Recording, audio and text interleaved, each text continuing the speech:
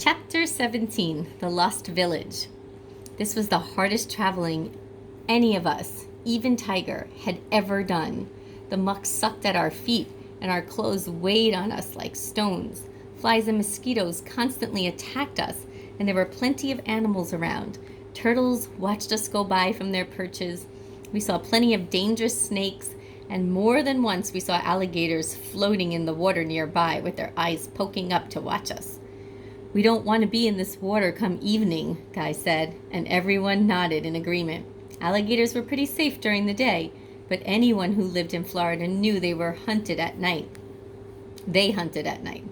It seemed as if we were in that water forever until the ground began to rise and we gradually climbed up onto a solid spit of land. I had no idea whether this place could even be called an island, but I guess that's what it was. It was thick with all kinds of trees, oak and gumbo limbo, wild cinnamon, and big palm trees, all ringed with huge cypress trees.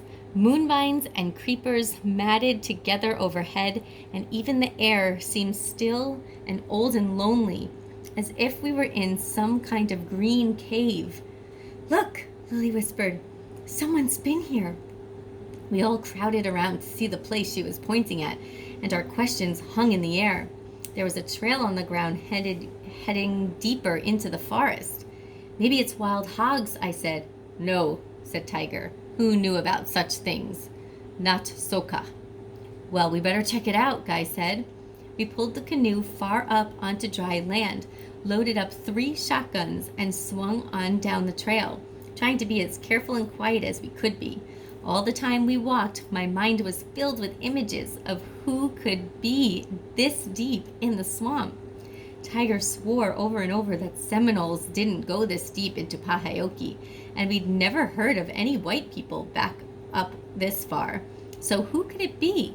The trail went through dense jungle, rising slowly until we came to a steep, short hill. It wasn't very big, maybe only a few feet, but it was an oddity nonetheless. "You ever seen a hill like that?" Guy asked. "No one in particular?" "No, sir," I answered. "Not a natural hill, anyway." We climbed up it, only to find that we were on some kind of raised platform, a circle about 30 feet in diameter. The trees here were smaller and younger, as if this place had once been open to the sky above, and there was a huge pile of old shells in the middle, at least as high as my waist. "Hey!" Louie called out. "Look at this!" He had picked up some kind of stone, except when we crowded around to look, we saw it was actually an arrowhead. It was made from some kind of flat stone that had been chipped into a sharp point. "Only Indians make arrowheads like that," I said. "Tiger, are you sure this isn't Seminole?" "Not Seminole," Tiger said stubbornly. "We no make arrowheads like that." We scouted out the surrounding area and soon realized that there were more huge shell piles scattered throughout the forest floor, along with stone rings for fires and poles that looked like they might have once held huts up above the ground. It was obvious that people had built this place and left behind these shell piles. None of us could even guess how old this place was, but it felt very, very old. The shells were smooth and worn, and even though the trees were smaller, they were still grown up tall and strong. "Boy," I said, trying not to get spooked about the idea of ghosts and spirits in this old village. "When we first came back here, I thought we might have been the only people to see this place. Now I kind of wish I still thought that." "Look," Lily suddenly called out. "Charlie, come here." We all rushed to where she was standing in one of the smaller rings. She had found a fire pit, except this fire pit was different from the rest of the place because it had fresh ashes in it. There were still chunks of charred wood and new ash. "Someone's been here," Tiger said, sifting through the ashes. "Soon." Now it was impossible not to get spooked, but it was also late afternoon and I knew for certain there was no way we could make it back to the Falcon that night. This was the only dry land we'd come across. We were stuck here, at least for the night. "Let's build a fire," I suggested. "As soon as the dark starts to fall, we can take turns keeping watch, just in case."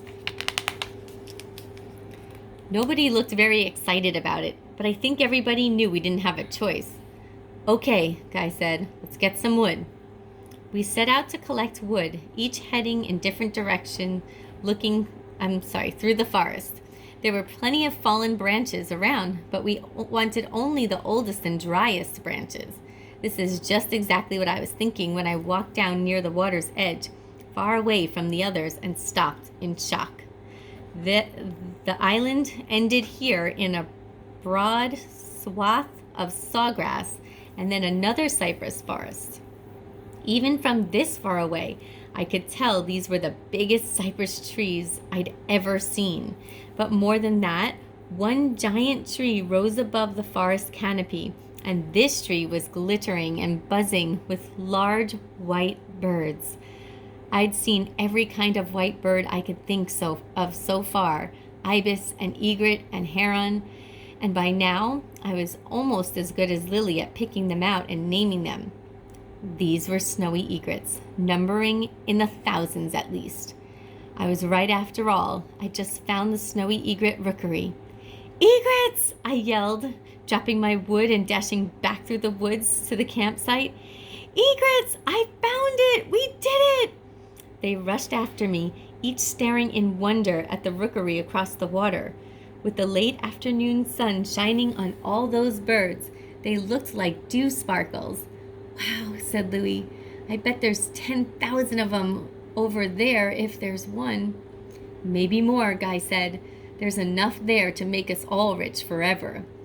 Tomorrow, I said. We'll get 'em tomorrow, but it's too late now and I don't want to be wading through the water at night. First thing in the morning.